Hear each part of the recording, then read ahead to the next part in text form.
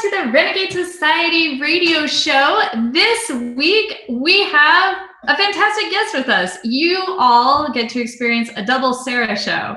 So I'm Sara Erickson, Director of Sales and Marketing for Renegade, and I have the wonderful Sarah Shah here this week. Thank you so much for joining us, Sarah. Yeah, thank you for having me.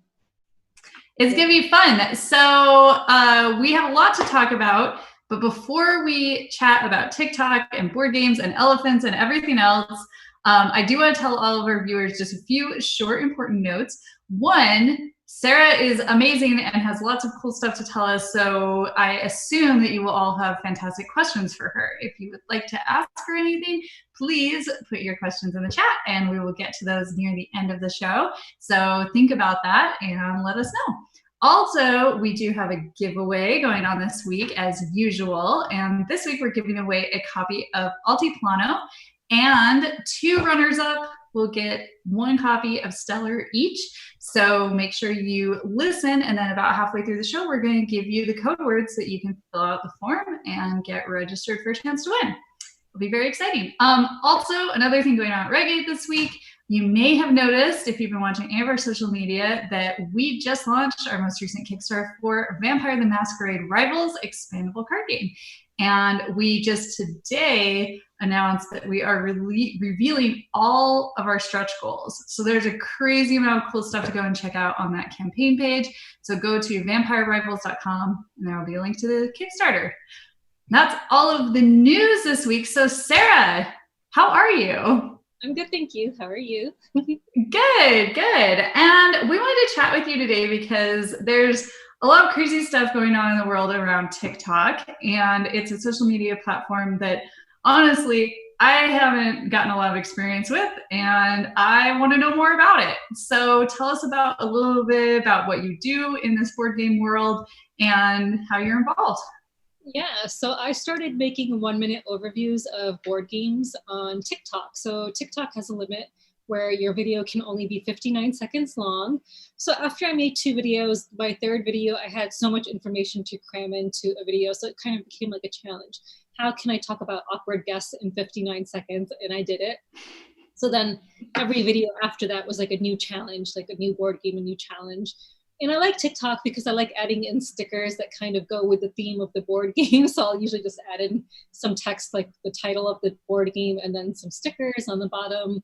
But yeah, TikTok is basically an app for like music and dancing and maybe some comedy. So when I first started posting, there really wasn't much board game content on there. I think I was one of the first few people who started posting regular board game content there. But since I've started doing it, I've noticed that more and more people are now doing that as well. Yeah. That's awesome. So what would you say are one of the main differences between TikTok and say Instagram or Facebook stories or any of those other options? Oh gosh, that's a good question.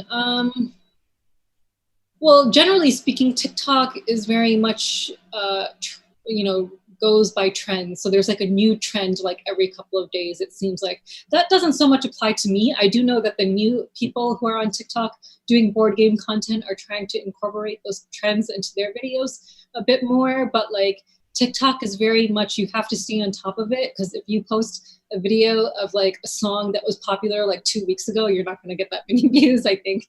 So it's a very trendy kind of thing, you know? So it's Instagram. I haven't really used stories too much, to be honest. So I don't know. I haven't even really tried that. I am on Instagram, but that's because I post my TikTok videos there after I make them on TikTok. So I honestly don't know what the differences are besides that. Do you feel like, and maybe you're not super aware, but are there different audiences that you're potentially reaching on TikTok versus other platforms? Okay, well, see, I would hope I'm reaching more younger audiences on TikTok that are not, your typical board gamers, and that was the plan originally. Like when I started doing it, it was like, okay, I know that TikTok probably doesn't have a lot of board game enthusiasts, right? So I wanted to try and encourage them to play board games. So when I first started making videos, one of the trends on TikTok was called Bored at Home, and people would just play the song over and over, bored at home, bored at home, and bored at home. So I tried to like make it bored at home, like BOARD instead of BORED, trying to get people to view my board game videos. So yeah, I don't know if it worked or not, but I hope it did. I hope it encouraged people to play board games. Yeah. That's awesome. Yeah, we're always thinking about new ways that we can get people into the hobby because it's social. We like chatting with people who like sitting at a table, who like playing board games. So we need to have other people to be able to do those things with us. And it makes a lot of sense to try and get new, different groups in, especially with a younger audience, too. I think that's one thing that our industry is maybe struggling with a little bit is really getting young people enthusiastic about sitting around a game and playing strategy board games. And I know when I was in my early 20s, that was something that I discovered and got really into, but I'm not sure how that's happening now. So I'm really excited that you're doing things on TikTok. I think that's great. Yeah, I think the problem is that a lot of younger people maybe have a shorter attention span. So I'm not sure if board games are something that they would be into, but hopefully that'll change. Yeah, I think part of it is also just that we aren't, as an industry, necessarily going out of our way to reach them like you did with your videos. And maybe if we can do that in a more interesting way, there's lots of games that don't require a huge attention span. Like Fuse, it takes exactly 10 minutes to play, and you're crazy the whole time. You're rolling dice. It's cooperative. You're sharing things with each other. So there's no way there's an attention span issue with Fuse. But I think it's hard to reach those people that will know about that. Maybe we should, there we go. Desiree is helping us out on the back end today for our video production.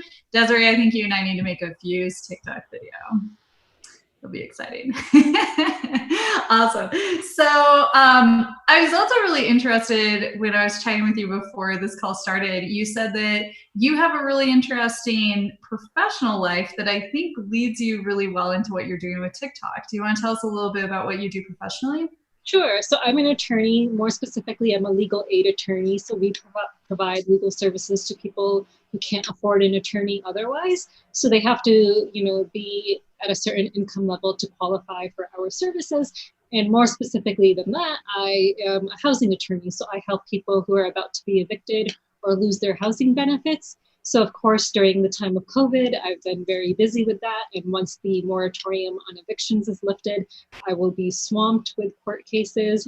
So yeah, it can be emotionally draining, but it's a important job, I think. And, it's nice to be able to help people out. Yeah, man, thank you for doing that. That's a huge service that we absolutely need right now. That's really amazing. But it also doesn't surprise me that you find this connection, and you, as your personality, it makes sense to do both legal stuff and the way that you do your TikTok videos, because they're condensing a crazy amount of information into 1 minute. And that's kind of a lot of what you probably do in your professional life as well. So. Yeah, so that's very true. Like as an attorney, I tell people you can't stand in front of a judge and just ramble on and on forever, right? They want you to be as concise as possible to get to your point. And that's what I try to do with my videos. I try to compress the gist of the board game into 59 seconds. And yeah, so I do think being an attorney helps with that. Yeah. That's awesome. And we'll remind everybody at the end, but if they wanted to go watch your TikTok videos, where would they go and find those? On TikTok, I'm Puffindor, so that's Puffindor. But if you're not on TikTok, I'm Puffindor on Twitter as well. And then Board Games in a Minute on YouTube, Facebook, and Instagram. Oh, that's an appropriate name. I like it. That's fantastic. Yeah, I really enjoyed your videos. I think they're really fun to watch. And also, if you're looking for new games to find, it's also really helpful to have board game videos like that, because we can't go to conventions this year. We did Gen Con online last week, which was fantastic. And it was good to get to see some of the people online that we normally see in real life at conventions. But there's a whole part of our marketing, at least, that we're missing out on this year. And it's hard for people to find those new games and find things they're really excited about without being able to go walk around a convention hall. So how are you going about figuring out which games to put on your TikTok channel, or which games you're just playing personally right now? Yeah, so since I started doing this, I've been very lucky to have a lot of publishers and designers reach out to me to send me games. So that's been really awesome. So, I prioritize Kickstarters and games that have a deadline. My Toffee. Awesome. So yeah, so I definitely prioritize time-sensitive games. Otherwise, I try to play what I have in my collection, and my goal is to eventually make a video for every single game that I own. So Wow. I've made I think 37 videos by now. I think. So yeah, there's a lot more to go through. So yeah. Well, they only take you a minute to make, right? I'm sure. So everyone thinks that, oh, because it's board games in a minute, it must take her just a minute.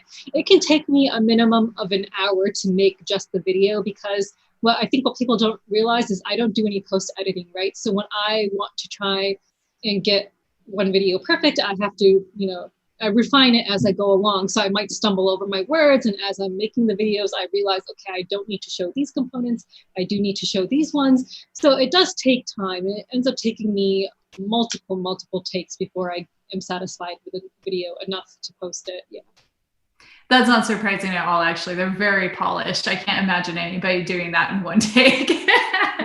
They're pretty fun. That's awesome. So yeah, a little bit more about that process. So how do you break down a game and only talk about the most important parts in a minute? That seems really difficult. It is difficult. So I always play every game before I make a video. So I would never make a video without playing the game, because I need to learn what the main aspect of the game is, like what the main mechanic is, right? So a lot of the videos, so I always tell people my videos are not an in-depth analysis of the rules or the mechanics. If you want to see that, you need to go and watch maybe longer videos or go on BGG, and you can see that information. So playing the game helps me figure out what the main mechanic is that I need to be talking about. Rescue kitties. I love it. Yeah, that makes a lot of sense. That's very cool. So segueing a little bit, because your cat helped us out with this, you, in addition to just being a fantastic person, helping out with homelessness, making awesome videos, getting more people into gaming, you also have done a lot of work with elephants. And I find that personally really interesting. And tell us a little bit about the outreach and the work you've done with them. Yeah, so I absolutely adore elephants. I've loved them for as long as I can remember. So a lot of people are aware of what elephants in Africa go through with the poaching crisis, snares, and things like that. But a lot of people aren't aware of how Asian elephants suffer so much. So, Asian elephants, not only are they also being poached for the minimal ivory they have or their skin to be made into like beads and necklaces and things like that, but they also suffer a lot because they're used in various entertainment industries or working industries. So they're used for circuses, trekking, elephant massages, elephant painting, logging, like they're just, for temples, for religious festivals. And what people don't realize is when you see an animal, any wild animal, doing something that it would not naturally do in the wild, then that means it's had its spirit broken to be able to be trained to do that, right? So elephants go through this really horrific process called Pajan. So that's Phajan if people want to Google it. And it's absolutely horrifying what these poor baby elephants go through in order to have their spirits broken. So I volunteered at an elephant sanctuary twice in Thailand, and I joined their ambassador program to try and educate people about what elephants go through. And it's really important to me to try and get that message out there, because they are the most amazing, peaceful, gentle giants on this planet.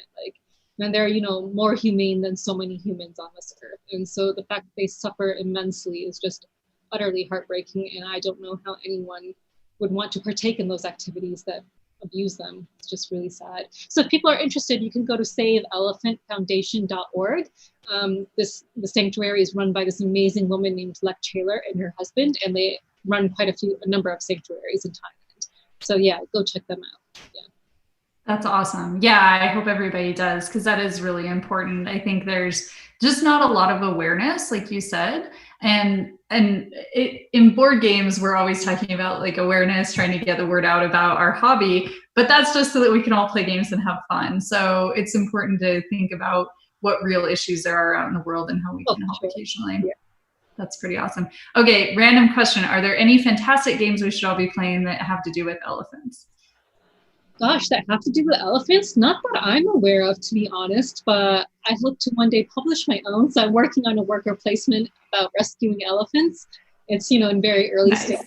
but I hope that one day it'll be good enough to pitch to publishers. But I don't know of any games about elephants. I think Eco's First Continent has elephants in it, but I'm not 100% sure. And I know that the new endangered expansion has elephants in it, right? So that's going to be one of the species that's being unveiled for the new endangered expansion. I don't know of any other games, not that I can think of. Yeah. Well, viewers, if anybody's watching and you have a game that you really enjoy that has to do with elephants, you should post that in the chat. Yeah, I don't want to get political, but I do know of a game about elephants which I purposely avoid. It's called Kerala, and I purposely avoid it because I feel like it glamorizes using elephants for trekking. So that's why I would not play that myself, though I know people enjoy it. Yeah. That's fair. That's fair. It is a little bit tricky in board games, I think, sometimes because we often talk about history or historical things that are not necessarily positive today. And I think that's really hard because the original creators of or designers of the game thought, well, this is a cool thing in history. Let's talk about it. Let's get more people to know about whatever it is. And they don't always necessarily think all the way through that process. And it's hard to be sensitive to so many different things all at once, but I do think it's important to go through that and do at least some cultural sensitivity tests and think about how this would affect people. Yeah, I think it's more important than ever. Like, I think if you're designing a game that has to do with a certain culture or background, you definitely want to, call up people who actually belong to that culture and that background and who, can speak, very, intelligently about it and explain to the designers why something might be insensitive. So I really hope that going forward, more and more designers will do that. And, it's really important. Yeah. I am really happy to see that happening more and more. I do think that it's something our industry is waking up to a little bit, and we have a long ways to go, but I do think it's better. So that's pretty exciting. And also we're seeing more creators from different backgrounds, a little bit more diversity coming in. And it really does feel like the board game industry as a whole is just expanding, which I think is great. But yeah, as anybody designing or publishing games, we need to be really careful about that now. Definitely. So that's really important. Awesome. So I did want to tell our listeners, and we're welcome to post, actually Desiree is going to post the link now to our fantastic giveaway we're doing today for Altiplano, which is a game about alpacas. They're usually treated relatively well, so that's lucky. Alpacas and for Stellar. And the secret code word for anybody filling out that form is elephants. We thought that seemed pretty appropriate. So if you like elephants, go put in a chance to win one of those fantastic games. And also just a reminder, if anybody has questions, we would be happy to take those at any time. So Sarah, a few more questions. So in general, what are your favorite types of games to play? My absolute favorite type is worker placement. I absolutely love worker placement games. Yeah, so my all-time favorite game is called Obsession, which I feel like is really underrated, does not get the attention it deserves. It's by an indie designer named Dan Halligan. And so it's like Pride and Prejudice, like Downton Abbey themed. It's really cool, and I absolutely love it. So yeah, another worker placement that, I got to play in recent months was Abomination, the Heir of Frankenstein, which I absolutely fell in love with. But yeah, I love worker placement, and I also like deck building and tableau building kind of games. So I'm really lucky that I got to play Forts, that they sent me a review copy, and that was amazing. Letter games, stuff like that. Yeah. But I really, I'm the kind of person who will happily try any kind of game at least once. But, everyone has their favorites. So.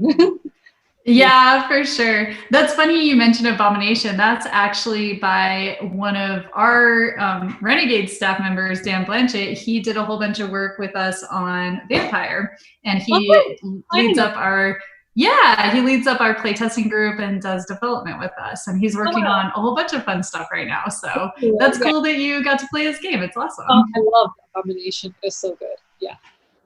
Fantastic. That's really cool. You said something else really interesting. I got distracted as soon as you mentioned Abomination.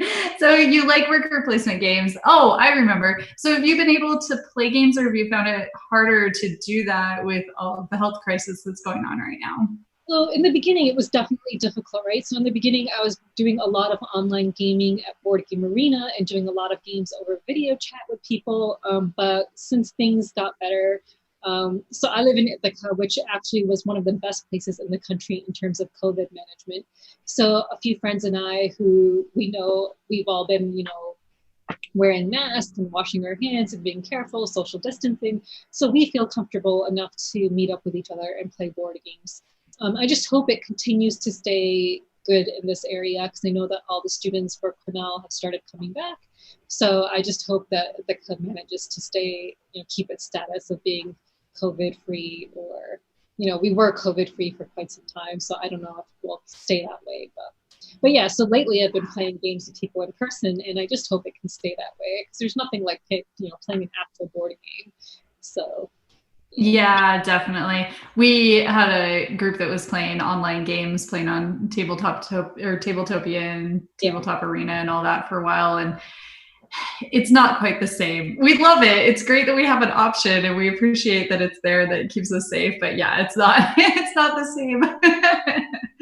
Yeah, that's sometimes try out games on those websites before you actually buy them, right? But I always will prefer the actual physical game. Definitely. Yeah. Again, we're social creatures. We like to have that part of it together. Nice. That's exciting. Yeah. Well, I hope you get to continue playing games together. I know going back to school, the fall, all those changes is very stressful for a lot of people. So hopefully, I'll cross our fingers and everybody will be healthy and safe. That sounds good. Yeah, nice. So Desiree, do we have any questions? Nice. Yes, we do. So excellent. First question for Sarah is like, which one? Do you have a favorite game mechanism, worker placement, engine building, area control, deck building, etc.? I think we kind of answered that, but I guess if you just want to briefly, it might have been someone that just came in later. Yeah, so worker placement is definitely my favorite mechanic of all time, but I do enjoy engine building and, like you said, tableau building. I do enjoy those as well, but worker placement, is like my ultimate favorite. Yeah, so that's why the game I'm trying to design myself is a worker placement game. Yeah. Makes sense. Nice. That's a good one. I also love worker placement games. I think there's just so much that you can do with that mechanic. It's sort of like when people discovered or deck building, there's just a million and one things you can do with deck building, and it's really an interesting mechanic. But worker placement is similar to that. You put a thing on a space and you take an action. Well, there's like a million different actions you can take. Yeah, that's the thing, right? Like that. You might be trying to get resources, or you might be trying to do something. So you have to like really plan carefully, like when you need resources, when you need to actually take an action and maybe recycle, because your workers will need to then maybe rest or be recycled or whatever. So yeah, it's really interesting. I just love worker placement so much. Yeah.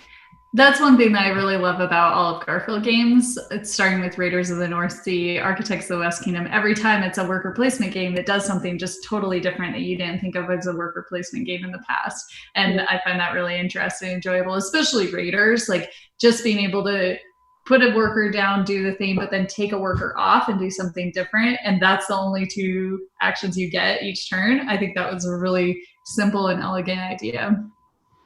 Cool. Yeah. Cool. What's next, Desiree? All right. So, question, were there any games you thought were really intimidating, as in seemed complicated, when you joined the hobby that you have since played and actually love? Oh, yes. So definitely Trickerion. I was very intimidated by that at first. But once I played it, I was like, okay, it's not so bad. And same with Brass Birmingham. First, maybe 2 times I played Brass, I was still intimidated by it even the second time. But now I've played a handful of times and I absolutely love Brass Birmingham. It is such an amazing game, and I feel like I still need to play it many, many more times because I'm always in last place. In the first half, I'm usually doing really well, and then the second half, it just tanks. So I just need to work on my strategy and figure out how to actually do well in that game. So I look forward to playing it many more times. Yeah. But I love that. I have many games that I am just terrible at playing, but it makes me want to play them enough times that I actually get good at them. Yeah, so one game I'm still very much intimidated by because I'm really terrible at it is PAX Premier. Like, I am just horrible at it, and Same. So yeah. I have a person in my gaming group that I played that with who's just brilliant. Every time he sits down and plays a game, it's like the wheels are turning in his head and he sees everything on the board and knows exactly what to do with all of them. And he just rocked us at that game. But it was fun. I liked it. I feel like my mind's actually not made to be really, good at board games. Like, I hardly ever win board games. Like, very rarely do I win board games, but I still really enjoy them. So that's a bonus. Nice. Awesome. All right. And then how do you deal with trolls and people who comment negatively about your videos? I typically just try to laugh it off. So, I just try to be like, all right, not everyone's going to like my videos, right? Like, I noticed in the most recent video I posted in a Facebook group was for High Rise, which is absolutely amazing. And someone reacted with the angry reaction on Facebook. And I was like, okay, I guess my video just really made them angry. And then they ended up commenting and I learned why they were angry, like me, like kind of flashing things on the screen made them dizzy or they just didn't like that. So I was like, okay, not everyone's going to like my videos. And I get that. At first it was really hard to swallow negative comments and stuff, but it comes with the territory. So just got to do it. So typically I just try to laugh off those comments and just not pay them too much attention. Yeah, I think especially being in the board game industry, we end up with sort of two different groups of people. We end up with the people who are just legitimately very passionate about board games and feel very strongly about them. And I think most of those times when they comment in a negative way, it's just because they care too much. And so it's important to try and find those people and try and encourage them to be a little bit maybe nicer or more positive about games. And then there's people who are just totally trolls. And those people, we could just ignore them and that's totally fine. But we do have a lot of very passionate people in this industry. Oh, definitely, for sure. Yeah. It can be a little tricky sometimes. We see that more so on Kickstarters, I think. And I think it can be really good. Like, we get so much feedback, and I think that people are getting used to being part of a Kickstarter community and being able to give the designers and the creators such direct feedback that actually matters and will make real changes, that they're empowered to do that, which I don't have any problems with at all. I think in a lot of ways that's really beneficial and can make games so much better really, really fast. But it also is kind of tough because sometimes these suggestions are maybe not possible, or maybe you're just an individual opinion. So it's kind of hard to sort that out and then also make everybody feel like they're being heard and included. So that's a challenge our team is working on this week. I've seen a lot of discussions around Kickstarter, and there's very passionate people on both sides of the equation when it comes to Kickstarter. So yeah, I can see how it can be frustrating from both sides. Yeah, for sure. But I think overall it's a pretty amazing community. I'm really happy to be part of it. Yeah, for sure. It's pretty lucky. Awesome. What's next? All right. Sarah, do you have a length of game that you prefer, like playtime you prefer? I like to go, I don't know what's considered short and what's considered long, but if a game is like 2 hours long, I think that's perfect for me. Anywhere between an hour and 2 hours is like the perfect length for me. More than 2 hours, I might start to get a little bit fatigued, but I'll still go ahead and play longer games too. I just don't want to play them back to back. I don't want to play like 2-3 hour games back to back, right? So yeah. Do you have a tough time playing games after work when you have such a mentally exhausting job where you're sitting, I would assume, most of the day, unless you're in court, and then coming home and then also sitting? I assume you're at home both times. And so you're sitting again, doing something that's also mentally exhausting. Is that hard to do sometimes? Oh, it definitely can be hard. So a friend of mine who I play quite frequently with, like, just the silliest things where I'll like call a color by the wrong name. Like, I'll be pointing to something that's yellow and be like, oh, this blue one here. And it's like, my brain is just sometimes so fried. Or I'll be like looking at something that has the number 10 on it. And I'll be like, oh yeah, I need that one with the 5 on it. And I'm just like, okay, so you just pulled another Sarah, because that happens so often. The brain is just so fried by the end of the day. So yeah, that's hilarious. I'm really tired, but you know, I love games as well. So if I can fit in a game, I'm going to do it. It's just, yeah, just gotta push through. Yeah. Nice. Nice. I like it. Yeah. That's awesome. Any other exciting questions? Yes. Is there a local con or board game meetup that you do outside the times of COVID? Yeah, so Ithaca has a really great community for board gaming. So in addition to the one that I run on Wednesdays, which I kind of started running 2 years ago because the people who originally ran it decided to step down. So there's also a Thursday night meetup and then Friday night meetup at Cornell. So in total, there's 3 board game meetups in Ithaca, including my Wednesday. And then we have, you know, there's this woman in Ithaca who helps organize a con locally, which I haven't been to yet, but I've heard is pretty cool. And then we do have a local gaming store as well, which is really a really great gaming store. So there's lots of opportunities locally for gaming, you know, putting COVID aside. I mean, since March, you know, all of these things have been on a moratorium, unfortunately, but someday they'll be back. So What's the name of your local store? Oh, Great Escape Adventures. Oh, nice, nice. I've seen their emails come through before. That's awesome. Yeah, they have a few different locations. So we have the Great Escape Adventures in Ithaca. Oh, that's fantastic. Yeah, we always like to have people support their local stores. And especially during non-COVID times, it's a great place to meet other people who love board games and figure out, find new games that maybe you haven't heard of. I think that a lot of local stores are really good curators. So they offer a really important part of our industry. So we love supporting them. Yeah, and it's really cool of like stores to offer space for gaming, like, and you know, you don't even feel obligated to buy something. It's just really nice and generous of them to offer that kind of space.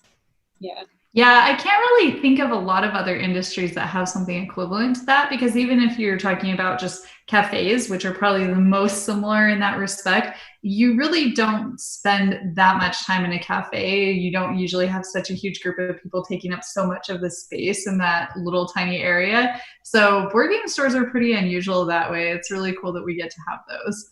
So. Yeah, I would love to create a cat board game cafe someday. So like cats and board games and food. Yeah, that would be amazing. I don't think the cats will be swatting everything away, but maybe it could work. I don't know.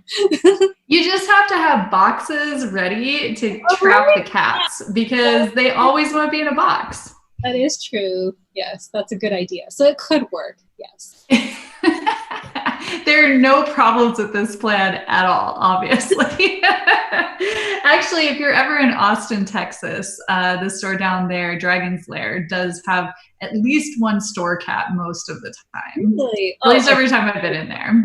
Oh, I definitely. They're fantastic. Yeah. Yeah, Dragon's Lair is an amazing store anyway. They just always have a huge amount of everything, plus stuff that you just won't find anywhere else. It's just a really, really cool place. And they're in there's several different locations of them, and they are all just in really neat places with like hamburger shops next door or whatever else. They're just in really neat locations. I don't know if you've ever been to, I think it's called The Strategist in New York City. It's a board game store, and oh my God, just like floor to ceiling high, stacked with board games. It's insane. But yeah, like you're salivating once you enter the store. It's like, oh my God, I want everything. Yeah. I haven't ever been to The Strategist, but the owner has been in the industry for far longer than I have been. And I've always wanted to go to his store. That sounds amazing. Yeah. Super jealous. There's also another really, really good store in your greater area in Rochester. There's Millennium Games, and the owner of that, or I guess there's a couple owners, and they're awesome. Like that store is also huge. They host some of the best events in the country, and they also have the most incredible used game section that you'll find anywhere. Oh my God, I did not know this, but my sister lives in Rochester. So now that I know this, I will be visiting her a lot more. So yeah. There you go. Make sure you check out Millennium Games. Yeah, I'm going to do that. Yeah. Very, very cool. Awesome. All right. And then have you ever spilled a drink on a board game? No, I personally have not. So I have major OCD when it comes to board games. So the thing is, like our Wednesday night meetup that I run, it takes place in an ice cream shop, right? So people are sitting there eating ice cream while playing board games. And like, if it's my board game that's being played, oh my God, like I'm just about to have a heart attack when I see people like have, eating their ice cream and it's like dripping onto the table and it's like getting closer and closer to my board game. And I'm like, oh my God, please, please. I'm just watching it, but I don't want to be that person who says, can you please like use a napkin? So I'm just like, patiently waiting, hoping that they'll notice and just, basically dying inside. Yeah, it's just. That sounds so stressful. It is. Oh no. So I often will get prototypes or early release copies of games that are essentially the only copy that exists on the planet of this particular game. And I only have it for a short amount of time and they have to take it to a show or give it to somebody else. And I cannot handle having people with food and drinks around those games. It's way too stressful. Oh yeah, it's and God forbid anyone eats Cheetos or Doritos while playing a game. Like, my husband's a Dorito addict. This is definitely a problem. Bad for my game night if you bring Cheetos. No. Yeah. All right. What's your favorite board game snack food then? Because it's clearly not ice cream or Doritos. Popcorn is one that's not bad. And like, I'm a freak, so I always have a napkin if I'm snacking on something. But yeah, or like or maybe something you can eat with a spoon that won't spill everywhere. That I don't know, like pomegranate seeds. I don't know. I don't know. Fair enough. Something not messy. Got it. Yeah. Perfect. Well, since you take good care of your board games, someone's also wondering, do you have any games that you've blinged out? Any special upgrades? Yes. The ones that I've blinged out the most, of course, are Brass Birmingham and Quacks of Quedlinburg. So for Brass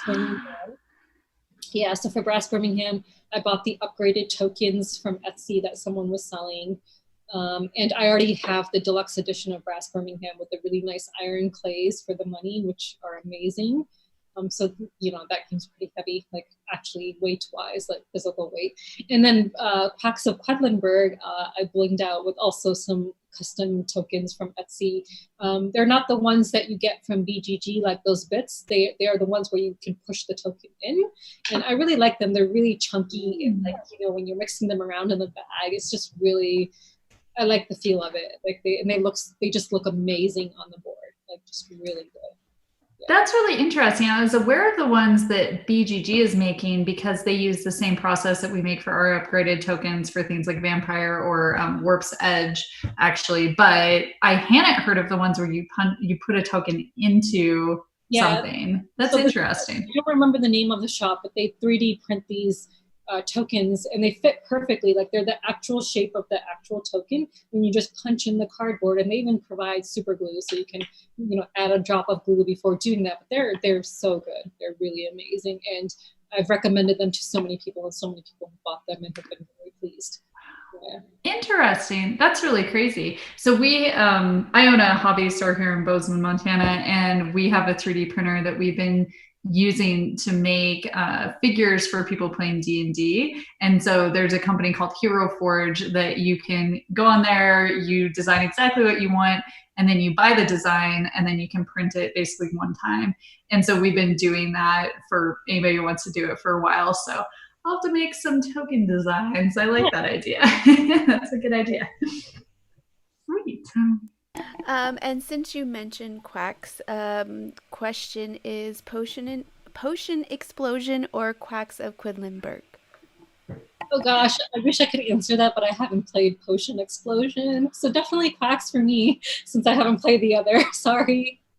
Oh my goodness. So I have to comment that I am all about Quacks of Quedlinburg because I've basically lost my husband to playing Potion Explosion on his phone because you can play against other people. And he was so excited today. He's like, I'm playing against the 5th best Potion Explosion person in the world today. And he plays online tournaments for that game all the time. So Quacks of Quedlinburg it is. It's very silly. I will agree. Quacks is very fun, and we've 3D printed our little token holder things for a friend of ours because they have the game. So we haven't played since COVID, but I do enjoy that game. Okay, Desiree, you'll have to give me your files later. That sounds very exciting. And then, what is your favorite cereal, and do you pour cereal or milk first? It's an interesting question. That's a very interesting question. Favorite cereal, I guess Special K with the berries. Yeah, maybe that one. I mean, if you're going with childish, or not childish, but like kids cereals, Fruity Pebbles. I love Fruity Pebbles, but they go soggy really quickly. Like, so I always have the box nearby. So when they start going soggy, I just dump more cereal in. But yeah, cereal first, then milk. But yeah, I'm an almond milk drinker. So, but yeah, cereal first, then milk. Nice. That's the way to do it. There's definitely no other way. How do you get the cereal in there if you put the milk in first? Yeah, people will put in their milk first. That never occurred to me. No, I don't think that's a real thing. I call shenanigans. I don't believe you people in chat. I will mention the Fruity Pebbles also make a mean Rice Krispie treat. Definitely really tasty. I'm thinking about that. I need to make some Rice Krispie treats. I haven't done that in the post-COVID period yet. Let's see. To sleeve or not to sleeve? Oh, definitely sleeve. Yes, definite. I mean, now that I've been getting a lot more games from publishers and designers, I have not been keeping up with sleeving. But if I have a game that's, you know, a game that I know is going to be played a lot, or a game that was on the pricey side, I definitely sleeve the cards. I like to preserve the game and keep it in as good condition as possible. So I am definitely a sleever. Yeah. Sleeve or double sleeve? Double sleeve. This is a Magic the Gathering thing. So tons of my Magic players will do this, where they're called perfect fit sleeves, and they're really, really tight. They're always clear, and you put your card into it upside down, and then you put that into a regular sleeve. So they're double sleeved, and I understand why people do it. They do keep them a lot cleaner, and then when you take them out, you don't touch it when you're changing sleeves, especially if you're building a whole bunch of different decks. You never ever touch your card. So for a really expensive card, it makes a lot of sense to do it that way. I didn't know that was a thing, but for like, you know, I might try that with some games. I don't know. But you know what the problem with board games is, it's really hard to sometimes fit sleeved cards into the insert if they haven't designed it for sleeved cards. So that. Oh, yeah. Yeah. Yeah, that is definitely a pet peeve I have. So every single time we make a game with cards, we'll sleeve all the cards and put them in the insert the very, very first thing we do. Like if we get a prototype version of it, we size everything based on having sleeves. It's very important to us. I wish every publisher would do that. I think it's so important. I think, you know, lots of people sleeve, and, you know, board games are expensive, right? So yeah, we want to protect them. Yeah. We've redone a lot of board game inserts because they came back to us and weren't ready for sleeves. And we're like, nope, factory, you did it wrong. Start over. Yeah. Yeah. Very important. All right. Another different question. Do you have a green thumb? A green thumb? No, I tend to kill plants very easily. I wish I had a green thumb.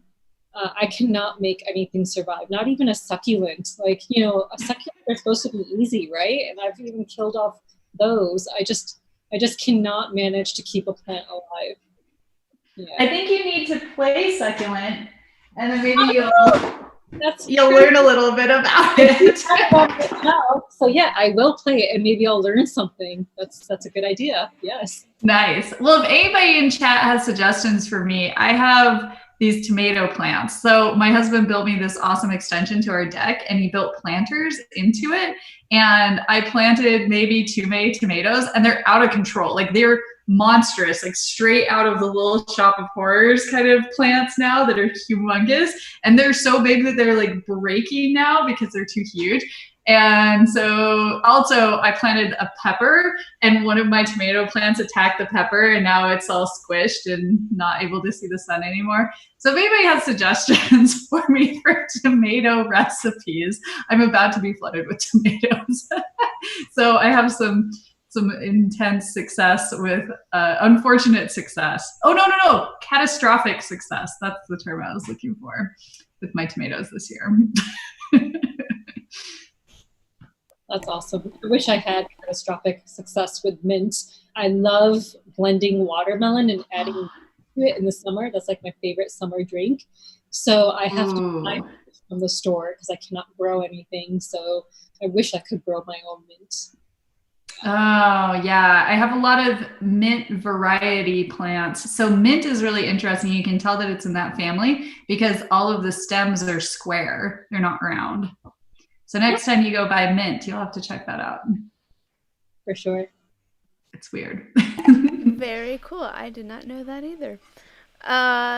What online board game systems have you used during COVID? I think so. I've used Board Game Arena the most. I've played so many games of Takenoko on there. And then Tabletopia, which I really like. Tabletopia I find really easy to use. I used Tabletop Simulator once and I just wanted to pull my hair out. I could not do it. And I know that's a really popular one, but I just could not pick up things. I could not flip things over. Like, my friends had to pick up stuff for me and put it in front of me at the table because I just couldn't do it. It was just very frustrating for me. So I love Tabletopia and Board Game Arena.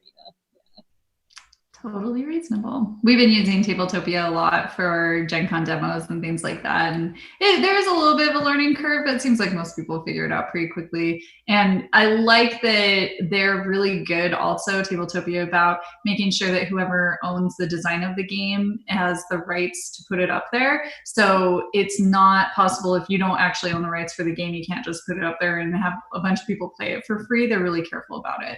So as a publisher, we'd love to work with them and really appreciate everything they've done to help us. Yeah, I love Tabletopia. I mean, a lot of people who have games on Kickstarter have been putting their games on there so you can try it before backing it, which is really awesome. Definitely. Yeah, that's been helpful.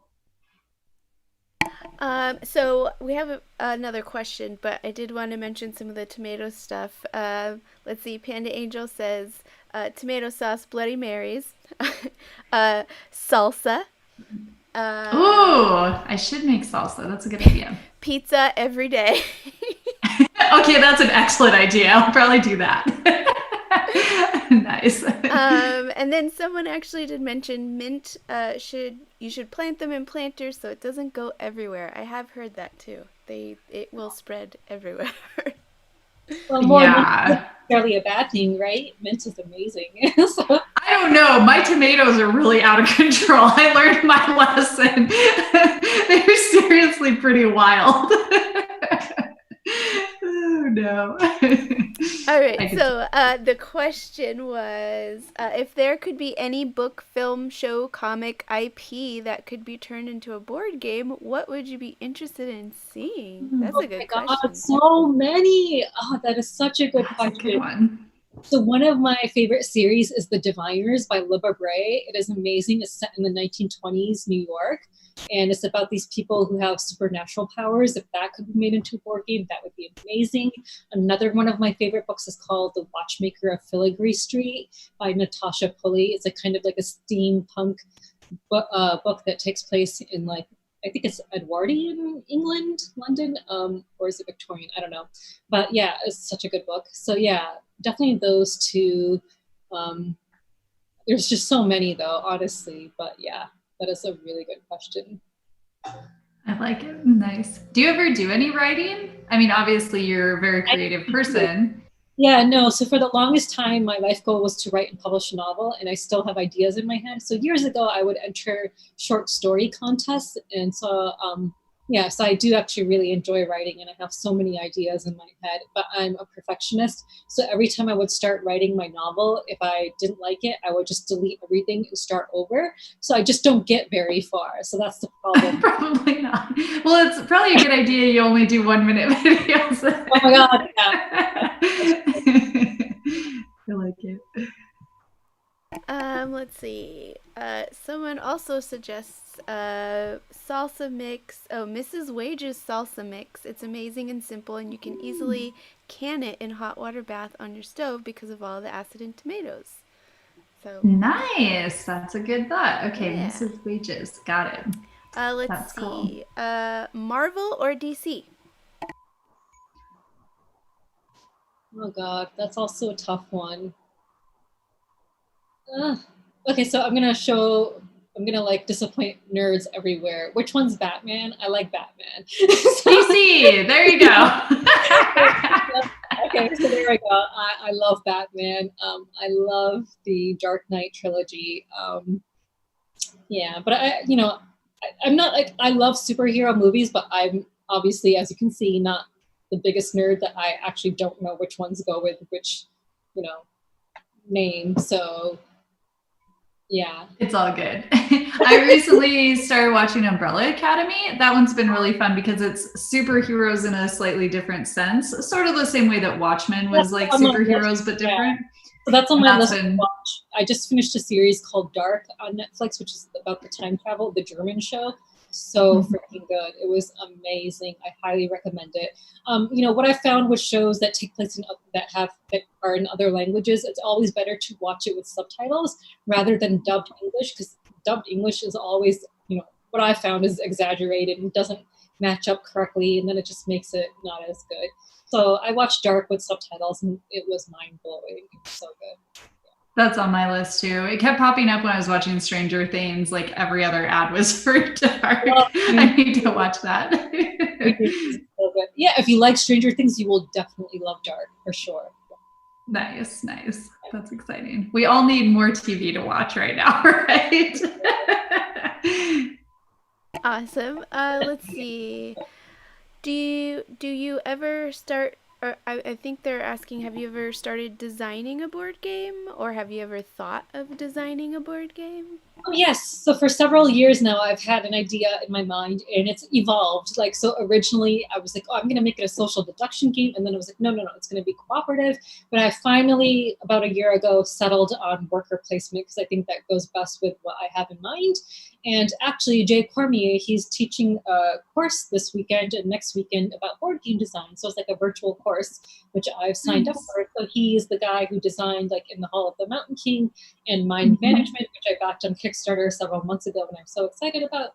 So, I mean, here's a really successful board game designer that's going to teach us his ways, and I'm super excited. So, I'll be taking that course tomorrow and Sunday, and then next weekend as well. So I'm hoping it'll help me to finally make my board game a reality. I'm so jealous. That sounds amazing. I didn't know Jay was doing that. I actually just played in the Hall of the Mountain King. That was fantastic. It's amazing. It's so good. So good. Yeah, it was very enjoyable. Did we lose you? Did you lose me? No, I see you, what? Sorry. You too. Oh, there we go. We see you. Oh, sorry. Yeah, I couldn't tell. It was probably my computer. My internet's been really spotty, and we had a thunderstorm just now, so sorry. No, you're fine. We still have you, so. No worries. That's awesome. So let's see. I think that's pretty much it for the questions, which is actually pretty good timing. So. Excellent. Well, for anyone still watching, thank you so much for all those great questions. That was very fun. And also, we're going to post the link one more time to our giveaway. So if you want a chance to win Altiplano or Succulent, or I'm sorry, Stellar. I was looking at Succulent and got distracted. So Stellar or Altiplano, please fill out that form and use the code word elephants, because we all love elephants and we should be nice to them. So awesome. Well, seriously, thank you so much, Sarah, for being here. It was a blast to chat with you. I'm so impressed with all of the fun things that you do, all the things to help people, all the things to get more people into board games and make sure they have a house and make sure elephants are taken care of. You just do all the amazing things. So thank you for all of it and for spending some time with us. And please tell everybody one more time where they can go and find you on the internet. Yeah, so I'm Puffindor. That's Puffindor.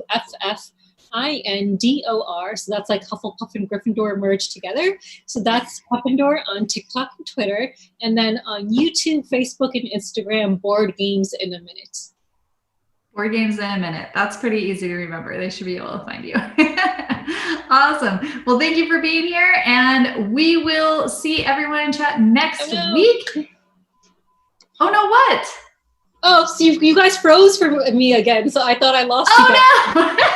No! Well, we'll cut out before anybody else notices. Thank you all for being here. Thank you, Sarah, for joining us, and we'll see you all next week. Have fun. Bye. Thank you.